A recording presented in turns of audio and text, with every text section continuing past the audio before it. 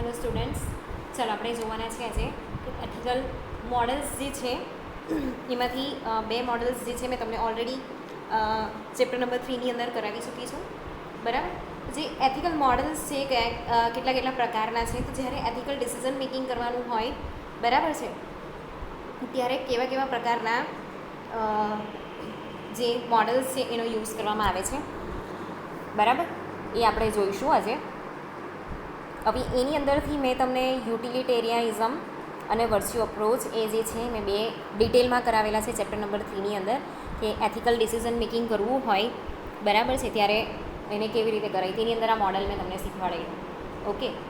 હવે એની અંદર બીજા 3 મોડલ ઉમેરેલા છે, આપણે બધા પાંચે સાથે જ જોઈશું. તો જે આ અપ્રોચ છે કે આ થિયરી છે, બરાબર છે, કે આ મોડલ્સ છે, એને આપણે એથિકલ ડિસિઝન મેકિંગ કરતી વખતે કેવી રીતે એનો યુઝ કરવાનો છે. કોઈ એકનો યુઝ નથી કરવાનો, બરાબર છે, બધાનો યુઝ અલગ અલગ સિચ્યુએશનમાં કરવાનો હોય છે, બરાબર છે. તો એને કેવી રીતે કરવો એ આપણે જોઈશું ને એ પહેલાં આપણે સમજીએ કે આ મોડલ્સ છે એ મોડલ્સની અંદર શું છે. બરાબર. Various theories are develop by the philosophers and ethics expert in last 3 decades. Each theory has developed considering certain social factors, professional standards and moral standards. તો આ જે થિયરીઝ છે એ અલગ અલગ ફિલોસોફર્સ દ્વારા કે પછી એથિક્સના જે એક્સપર્ટ્સ છે, બરાબર, એ લોકો દ્વારા છેલ્લા 3 દાયકાથી બનાવવામાં આવી છે. અને આ જે થિયરી છે એને કેટલાક સોશિયલ ફેક્ટર્સ છે, પ્રોફેશનલ સ્ટાન્ડર્ડ્સ છે, મોરલ સ્ટાન્ડર્ડ્સ છે, એને કન્સિડર કરીને ડેવલપ કરવામાં આવેલી છે, બરાબર છે. અને આ જે થિયરીઝ છે એ થિયરી એક પરફેક્ટ મોડલ જે છે એ પ્રોવાઈડ નથી કરતું. જે એથિકલ ડિસિઝન મેકિંગ છે એનું પરફેક્ટ મોડલ કોઈ નથી, બરાબર છે. પણ એની અંદરની જે થિયરીઝની અંદર જે પણ ગાઈડલાઈન આપેલી છે, બરાબર છે, એ આપણને ડિસિઝન મેકિંગ કરવામાં ઓફકોર્સ હેલ્પફુલ બનવાની છે, બરાબર છે. તો જેટલા બી એક્સપર્ટ છે એ લોકોએ આ જે પ્રોફેશનલ સ્ટાન્ડર્ડ્સના જેટલા બી એક્સપર્ટ્સ છે, બરાબર, એમણે આ મોડલ્સ જે છે મોડલ્સ ઓફ પ્રોફેશનલ સ્ટાન્ડર્ડ્સ, બરાબર છે, એની જે થિયરી છે એ થિયરી બેઝ પર ટોટલ 5 પ્રકારની જે થિયરીઝ છે એ આપેલી છે, બરાબર. એમાં પહેલી છે રાઇટ થિયરી, એના પછી છે જસ્ટિસ થિયરી, એના પછી છે યુટિલિટેરિયાનિઝમ, વર્ચ્યુ અપ્રોચ અને કોમન ગુડ અપ્રોચ, બરાબર. હવે એની અંદરથી મેં તમને યુટિલિટેરિયાનિઝમ કરાવી ચૂકી છું, બરાબર છે, અને વર્ચ્યુ અપ્રોચ છે એ પણ મેં તમને કરાવ્યો છે. હવે આજે આપણે એમાં પહેલું જોઈએ કે રાઇટ થિયરીઝ. હવે તમને લોકોને લાસ્ટ સેમેસ્ટરની અંદર જે સબ્જેક્ટ હતો ઇન્ડિયન કોન્સ્ટિટ્યુશન, એમાં બધા જ રાઇટ્સ જે છે એ મેં તમને શીખવાડેલા, બરાબર, કે આર્ટિકલ આટલાથી લઈને આટલા સુધીમાં તમારા બધાના રાઇટ્સ છે, કે 13થી લઈને 35 સુધી આપણા જે બધા હ્યુમન રાઇટ્સ છે એના વિશેની વાત કરવામાં આવેલી છે, બરાબર. તો all people have basic rights: freedom of speech, natural justice, freedom of movement, freedom of association, freedom to live dignified life, બરાબર. તો આ પ્રકારના જે બેઝિક આપણા જે રાઇટ્સ છે ફ્રીડમ રિલેટેડ, બરાબર છે, એની અહીંયા વાત કરવામાં આવી છે કે એના બેઝ પર આ થિયરી આખી ટકેલી છે, બરાબર છે. તો આપણને બધાને અહીંયા freedom of speech and expression છે, બરાબર છે, આપણે કોઈ પણ લેંગ્વેજ બોલી શકીએ છીએ અને આપણે બધી જ વસ્તુ અહીંયા બોલી શકીએ છીએ, અહીંયા કોઈ આપણે એવું રિસ્ટ્રિક્શન નથી, બરાબર છે. પછી natural justice, freedom of movement, આપણે એક જગ્યાએથી બીજી જગ્યા પર જો રહેવા જવું હોય તો આપણે એ ફ્રીલી કરી શકીએ છીએ, બરાબર છે, મૂવમેન્ટ પણ કરી શકીએ છીએ, એસોસિએશન સ્થાપી શકીએ છીએ, બરાબર છે. સારી લાઈફ જીવવાના બધા જ હક આપણને આપવામાં આવેલા છે. એ સિવાયના બીજા કયા રાઇટ્સ છે? તો right to life, right to liberty, freely practice a religion of choice, બરાબર, કોઈ પણ ધર્મ પાળવાનો હક છે આપણને. ટ્રાવેલ વિધિન ધ કન્ટ્રી, આપણે કન્ટ્રીની અંદર કશે પણ ટ્રાવેલ કરી શકીએ છીએ. રાઇટ ટુ વર્ક, આપણે કોઈ બી ફિલ્ડમાં ફિમેલ અને મેલ બધા જ કામ કરી શકે છે. Right to marry, free education, બરાબર, નોટ બી ટોર્ચર નહીં કરી શકીએ, એ લીગલી રોંગ કહેવાય છે. Treated as equal to others, બધા એક સરખા છે એટલે ઇક્વાલિટીનો જે હક છે એ, બરાબર છે. કન્સિડર ટુ બી ઇનોસન્ટ અન્ટિલ પ્રુવન ગિલ્ટી. કોર્ટની અંદર જે આપણે સામે પક્ષે માની લો કે તમે કોઈ ગુનામાં પકડાયેલા છો, બરાબર છે, તમે ગુનો કર્યો છે કે નથી કર્યો, પણ સામે પક્ષે તમે પણ વકીલ કરીને કેસ નોંધાવી શકો છો, બરાબર છે. એ જે હક છે એ. એના પછી છે પર્સનલ પ્રાઇવસી, ઓન પ્રોપર્ટી ખરીદવી એ, બરાબર છે. તો આ પ્રકારના જે રાઇટ્સ છે એ રાઇટ્સના બેઝ પર આ જે થિયોરી છે એ ટકેલી છે, બરાબર. તો rights are claims against others to be treated in certain ways, બરાબર છે. Rights generate co-relative duties on the part of others. હવે આ જે થિયોરી છે, બરાબર છે, એ થિયોરીની અંદર કેવું છે કે આપણે જેટલા બી રાઇટ્સ છે એ પ્રમાણે જે ડિસિઝન મેકિંગ છે એ થવું જોઈએ, બરાબર છે. તો એકબીજાની સાથે પરસ્પર સંબંધ ધરાવે છે આ જેટલા બી રાઇટ્સ છે અને આપણે જે ડ્યુટી પરફોર્મ કરીએ છીએ એ. અહીંયા એક્ઝામ્પલ આપેલું છે કે if I have right to have property then correlative duty is to pay property tax, બરાબર છે. જો મને પ્રોપર્ટી ખરીદવાનો હક છે, ઓકે, તો મેં જે પ્રોપર્ટી ખરીદી છે, બરાબર છે, તો એના પર જે પ્રોપર્ટી ટેક્સ છે એ પે કરવાનો જે ડ્યુટી એ મારી ડ્યુટી છે. મને જો હક મળેલો છે તો મારી બી કેટલીક ડ્યુટી છે. અને જેટલા બી રાઇટ્સ છે, બરાબર છે, એ સીધા ડ્યુટીને કોરિલેટ કરે છે, ઓકે. એના પછી છે the theory of rights state that norms of ethics should be based on this right. તો આ જે થિયોરી છે, બરાબર છે, એ આપણને જેટલા બી રાઇટ્સ પ્રોવાઈડ કરવામાં આવ્યા છે, બરાબર છે, તો એ પ્રમાણે આપણા જે નોર્મ્સ ઓફ એથિક્સ છે એ બનવા જોઈએ. તો જે જ્હોન લોકી છે એમણે કીધું છે કે John Locke was one of the primary supporter of right base ethics system as it takes the perspective of what the ideal world look like and creates a right system based upon those ideas. તો જે John Lockie છે, બરાબર, એમણે પણ આ થિયોરીને support કર્યું છે અને કીધું છે કે જે આપણા એથિક્સ છે, બરાબર, કે એથિક્સની સિસ્ટમ છે એ આપણા રાઇટ જેટલા બી રાઇટ્સ છે એના પર બેઝડ હોવી જોઈએ, બરાબર છે. તો જ એક આઈડિયલ વર્લ્ડ જે છે એને આપણે ક્રિએટ કરી શકીશું, બરાબર છે. જેટલા બી રાઇટની સિસ્ટમ છે એ પ્રમાણે જો એથિક બનાવવામાં આવે તો એક સારું વર્લ્ડ, એક આઈડિયલ વર્લ્ડ અહીંયા આપણે બનાવી શકીશું, બરાબર છે. હવે there are two basic division of right, natural and conventional અને પોઝિટિવ અને નેગેટિવ, બરાબર છે.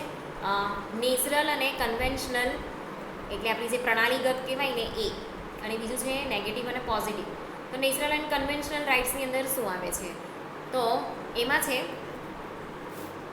કે natural rights pertain to us by virtue of our humanity. As such, they apply to all person. હવે આ જે રાઇટ્સ છે બધા પર્સન માટે બનેલા હોય છે, બરાબર છે. તો એને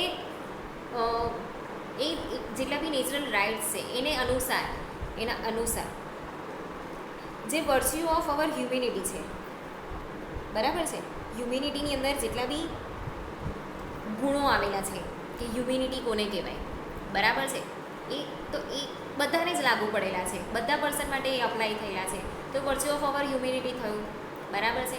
natural rights are commonly called moral rights. જે નેચરલ રાઇટ્સ જેટલા બી છે, બરાબર છે, એ બધાને મોરલ રાઇટ્સ પણ કહેવામાં આવે છે. Natural rights are commonly regarded as universal rights. દુનિયાના બધા જ લોકો માટે આ જે નેચરલ રાઇટ્સ છે, બરાબર છે, પોતાની લાઈફ જીવવાના, ધર્મ પાળવાના, પછી કોઈ પણ જગ્યાએ એ લોકો રહી શકે છે, બરાબર છે, દેશની અંદર કશે પણ રહી શકે છે. બોલવાની જે એક્સપ્રેસ કરવાની જે વસ્તુ છે, લાઈફ જીવવાની જે વસ્તુ છે, લિબર્ટી છે, બરાબર છે, એજ્યુકેશન છે, કામ કરવાની, એવા બધા જે નેચરલ રાઇટ્સ છે, બરાબર છે, એ બધા માટે એક સરખા છે, યુનિવર્સલ રાઇટ્સ કહેવામાં આવ્યા છે એને, કેમ કે એ બધા જ હ્યુમન પર અપ્લાય થાય છે, બરાબર. તો જે કન્વેન્શનલ રાઇટ્સ છે, તે conventional rights are created by humans, બરાબર, એ આપણે બનાવેલા છે, પ્રણાલીગત છે, પરંપરાગત જે કહીએ. તો આપણી પરંપરા પ્રમાણે આપણું જે દેશનું કલ્ચર છે, બરાબર છે, એ પ્રમાણે આ જે કન્વેન્શનલ રાઇટ્સ છે ને એ ક્રિએટ થતા હોય. બરાબર. તો generally within the context of social and political organisation, તો આપણે જેવા સોશિયલ એન્વાયરમેન્ટમાંથી આવતા હોઈએ, બરાબર, આપણું જેવું પોલિટિકલ એન્વાયરમેન્ટ હોય એ પ્રમાણે આપણે આજે બધા રાઇટ્સ છે ને, બરાબર, ને આપણે બનાવતા હોઈએ. એના પછી છે નેગેટિવ અને positive. Negative rights impose duty of non interference on others, બરાબર છે. તો નેગેટિવ રાઇટ્સ કેવું છે કે એ જે દખલગીરી છે, બરાબર છે. તો નેગેટિવ રાઇટ્સની અંદર કેવું છે કે આપણી જેટલી બી ડ્યુટી છે ને એની અંદર કોઈ ઇન્ટરફરન્સ કરી શકે નહીં. Thus my right to life as a negative right is right not be killed. તો હવે અહીંયા કેવું છે કે આપણને લાઈફ જીવવાનો હક છે, બરાબર છે. તો મને કોઈ મારી શકે નહીં, બરાબર છે. તો આ થયું નેગેટિવ રાઇટ. તો positive right impose duties of assistance on others. તો જે પોઝિટિવ રાઇટ છે, બરાબર છે, એની અંદર કેવું છે કે ડ્યુટી ઓફ અસિસ્ટન્સ ઓન અધર છે. અહીંયા બીજાને સહાયતા કરવી એ જે વસ્તુ છે પોઝિટિવ રાઇટ્સની અંદર આવે. For example, welfare rights impose on the state the duty to assist those who can not provide for themselves. તો જે વેલફેરના રાઇટ્સ છે ને એ કોને અહીંયા પ્રોવાઈડ કરવામાં આવેલા છે કે જે પોતાની જાતેની કંઈ વસ્તુ જે છે એ પ્રોવાઈડ નથી કરી શકતા, બરાબર છે. એ લોકોને કામ નથી મળતું, એ લોકો પાસે પૈસા નથી, કે પછી પૈસા ઓછા છે, 2 ટાઈમનું સારું ખાઈ નથી શકતા, સારા કપડાં નથી પહેરવા માટે, બરાબર છે. તો એવા બધા લોકો માટે વેલફેરના રાઇટ્સ હોય છે, બરાબર છે, ખાસ કરીને. તો આ ટાઈપની જે વસ્તુ છે એ પોઝિટિવ રાઇટ્સ છે, બરાબર છે. તો અહીંયા the opposite of rights base ethics are utilitarian ethic. Utilitarian ethic are based on the maximization of good outcomes and minimization of bad outcome, બરાબર છે. તો અહીંયા કેવું છે કે આપણા હક પ્રમાણે આપણા એથિક્સ હોવા જોઈએ, બરાબર. એના પછી આપણે રહીએ ફેરનેસ ઓર જસ્ટિસ અપ્રોચ. તો એની અંદર શું છે? The justice or fairness approach to ethics has its roots in the teaching of the ancient Greek philosopher Aristotle.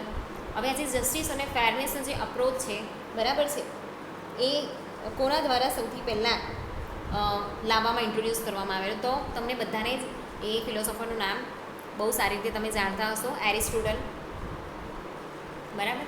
એમણે કીધું છે કે equals should be treated equally and unequal should be treated unequally. કે જે વસ્તુમાં સમાનતા છે એને સમાન રીતે જ આપણે ટ્રીટ કરવી જોઈએ, અને જે વસ્તુની અંદર સમાનતા નથી આવતી એને આપણે અસમાન રીતે જ એને ટ્રીટ કરવું જોઈએ, બરાબર છે. એક પિક્ચર આપેલું છે, પિક્ચરની અંદર જો જે ભાઈ સૌથી લાંબો છે ને, બરાબર છે, એને એક જ પેલું ટેબલ જેવું મળેલું છે, બરાબર છે. અને જે ભાઈ સૌથી ઓછી હાઇટવાળું છે એને 3 ટેબલ મળેલા છે, અને જે વચ્ચેવાળા ભાઈ છે એની હાઇટ મીડિયમ છે તો એને 2 ટેબલ મળ્યા છે, બરાબર. પણ જે એપલ જે તોડવાનું છે, ઝાડ પરથી જે એપલ તોડવાનું છે એ 3 તોડી શકે, બરાબર છે. તો એ થયું equality. Okay. The basic moral question in this approach is how fair is an action. હું જે પણ કામ કરું છું કે જે પણ એક્શન લેવાઈ રહી છે એ કેટલી ફેર છે? Does it treat every one in this same way or does it show favouritism or discrimination? હવે આ જે એક્શન થાય છે કે જે પણ વસ્તુ આપણે કરીએ છીએ એ બધાને એક સરખી રીતે ટ્રીટ કરે છે કે પછી એની અંદર કોઈ ફેવરિટ વ્યક્તિ છે, ફેવરિટિઝમ જે છે એનો અપ્રોચ આવે છે, બરાબર, કે કોઈ ડિસ્ક્રિમિનેશન આવે છે કે આ વસ્તુ આટલા વ્યક્તિ માટે છે, આના માટે નથી, બરાબર, આના માટે આટલી વસ્તુ છે ને આના માટે આટલી વસ્તુ છે, એવું તો નથી આવતું ને. But this approach demands that decision makers should be guided by fairness, equality as well as impartiality, બરાબર છે. તો અહીંયા કેવું છે કે આ અપ્રોચ જેટલા બી ડિસિઝન મેકર્સ છે, બરાબર છે, ત્યારે એ લોકો બહુ ફેવરિટિઝમ નથી કરતા ને ડિસ્ક્રિમિનેશન નથી કરતા ને, બરાબર છે. તો અહીંયા એવી રીતે ગાઈડ કરવાનું છે કે એ ઇક્વાલિટીથી ગાઈડ કરે, બરાબર છે, કોઈ પણ ડિસિઝનને. તો each person is to have equal liberty. અહીંયા બધાને ઇક્વલ લિબર્ટી આપવામાં આવેલી છે. social and economic inequalities are to be arranged that these are to everyone's advantage and are attached to position and offices that are open to all. બરાબર. તો અહીંયા social અને economic જે ઇનઇક્વાલિટીઝ બધી જગ્યા પર જોવા મળે છે, બરાબર છે. તો એની અંદર કેવું છે, એને છે ને આ બધી જે ઇક્વાલિટીઝ છે ને એને દૂર કરવાની ખરેખર જરૂર છે, જે સોશિયલ અને ઇકોનોમિક ઇક્વાલિટીઝ છે એને, બરાબર છે. એના લીધે શું થાય છે કે એક વ્યક્તિ બીજા વ્યક્તિનો એડવાન્ટેજ લઈ લે છે, બરાબર છે. તો એ વસ્તુ ટોટલી અહીંયા વેલિડ ગણવામાં આવતું નથી, બધા ઇક્વલ છે એ ટાઈપનું અહીંયા ગણવામાં આવે છે, બરાબર. તો બાકીના જે બી એપ્રોચ છે એ આપણે આવતીકાલના લેક્ચરમાં કરીશું.